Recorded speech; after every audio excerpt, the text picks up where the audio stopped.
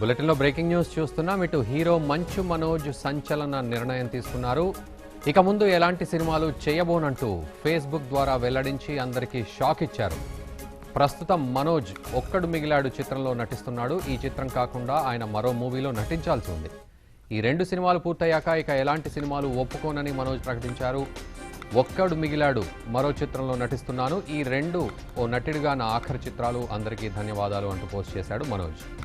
అయితే ఆయన ఉన్నట్లుండి ఈ నిర్ణయం ఎందుకు తీసుకోవాల్సి వచ్చిందో మాత్రం వెల్లడించలేదు.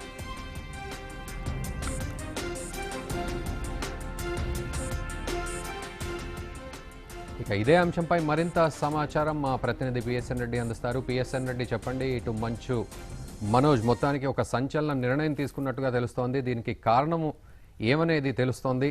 పూర్తి అప్డేట్స్. రఘు, ప్రముఖ హీరో మంచు మనోజ్ సినిమాల నుంచి వైదొలుతున్నట్టు ప్రకటించాడు తన ఫేస్బుక్ ద్వారా. ఎందుకనేది సరైన కారణం ఆయన తెలియజేయలేదు.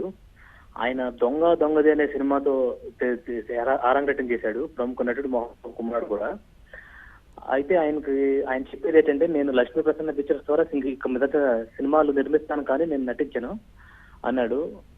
అయితే ఫిల్మ్ నగర్ సమాచారం ప్రకారం ఏంటంటే, అతను ఈ మధ్యకాలంలో వచ్చిన సినిమాలన్నీ ఫ్లాప్ కావడంతో మరియు అతను పర్సనల్ గా ఓవర్ వెయిట్ గెయిన్ చేయడంతో ఇలాంటి కారణాల వల్ల అతను కొంతకాలం నటన దూరంగా ఉండాలనుకుంటున్నాడని వాళ్ళు భావిస్తున్నారు. Raghu, thank you very much.